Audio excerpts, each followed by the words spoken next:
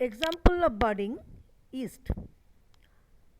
So the diagram is given here. You can go through the diagram so you can easily understand. See, the nucleus is also divided into two parts and equally distributed in both the cells. Now, fragmentation. What is fragmentation? In this process, the organism breaks up into two or more parts and each part grows into a new individual. Here the diagram of Spirogyra is given. Spirogyra is a kind of algae and yeast is a kind of fungi. Once again I am telling, the process of budding, it can be shown by some other organisms also. For example, hydra, though hydra is not a plant, it is an animal, you know that. Then spore formation. What is spores? Spores are very small spherical structures. They remains in a sac-like structure which is called sporangium. Sporangium is the singular form and the plural form of sporangium is sporangia. Here the diagram of rhizopus is given. Rhizopus means commonly it is called bread mold. In this process,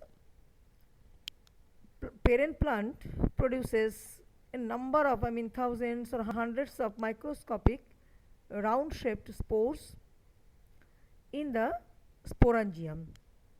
Then when it becomes mature, the sporangium bursts and the spores released outside. Then when the spores get favorable conditions, they produce new individuals. Now I am going through vegetative propagation.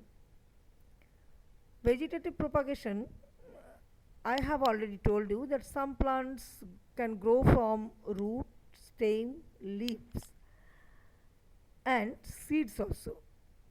Root, stem, leaves are the vegetative parts of plants and flower is the reproductive part of plant. Because flower contains reproductive organs, male reproductive organ, female reproductive organ. That is why flower is the reproductive part of plant. So when plants grow from the vegetative part of plants such as roots, stems or leaves, it is called vegetative propagation. Now vegetative propagation again divided into two types: natural vegetative propagation and artificial vegetative propagation. Natural vegetative propagation means when plants grow from roots, stems and leaves naturally.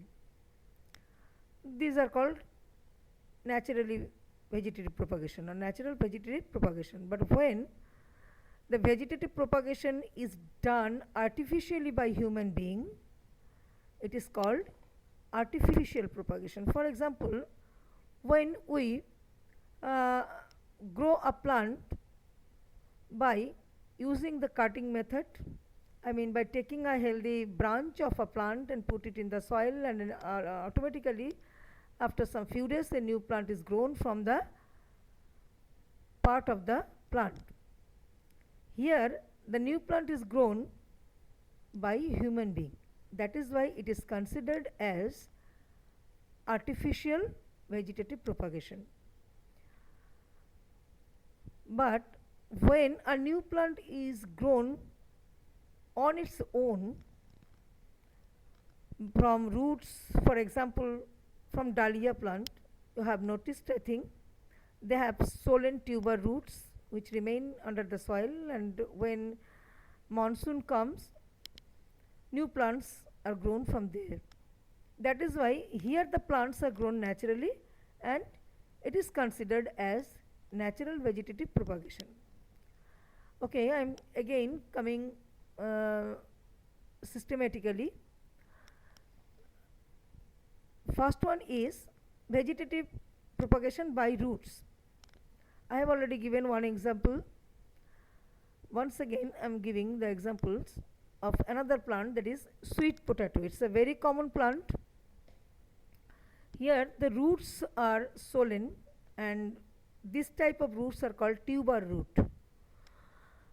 So the roots of sweet potato, dahlia, they have swollen tuber roots which remain under the ground. They produce adventitious buds or adventitious roots. Now what is the meaning of adventitious? The roots or the buds which are produced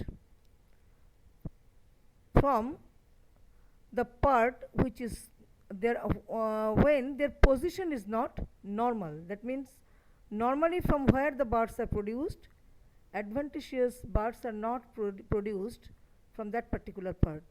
Adventitious roots also same. That means the part normally from where the roots are produced, adventitious roots are not produced from that part. It is different. So they produce adventitious buds, and from these buds new plants grow. By leaves, for example, bryophyllum. It's a very common plant. All of you have seen bryophyllum plant. Their leaf is very thick, fleshy, and new plants are coming out from the adventitious buds which remains at the margin of the leaves, and from there new plants are grown. So I have already discussed about by roots and by leaves. Then by stem. Stem is of two types. Some stems remain under the ground. This is called underground stem, and the stem which remains above the ground, that is the aerial stem. Underground stem is of different types. I am just telling the name at first, then I am explaining. Number one, rhizome. I think you have noticed the structure of ginger is little different than the structure of onion, garlic, and the structure of ginger, onion, garlic is they have some differences with potato. It is also a stem, and the stem of onion, garlic, ginger, potato, their stems are looking completely different from gladiolus, calocasia, etc. So what are the difference between this kind of stems? At first I am going through rhizome. Example, ginger, turmeric.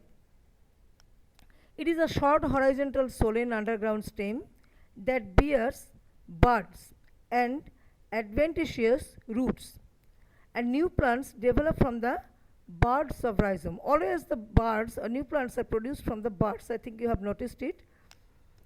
So this is rhizome. Bulb. Onion is the example, onion, garlic, and lily. You can go through the diagram. I have given some diagram here, and you can go through your book also. It is given very clearly in your book. Bulb of onion. See where the stem is located. It is a large underground bulb. It is a small disc-like stem bearing numerous fleshy scale leaves which store food material. Scale leaves, the part of onion which we eat, these are actually scale leaves.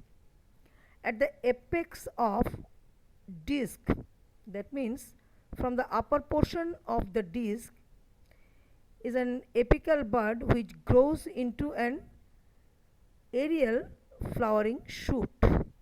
Also there are some lateral axillary buds from born in the axil of scale leaves, from where the new plants are grown.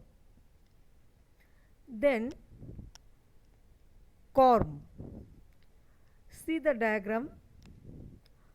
Corm, actually it is a condensed form of rhizome which is formed vertically in the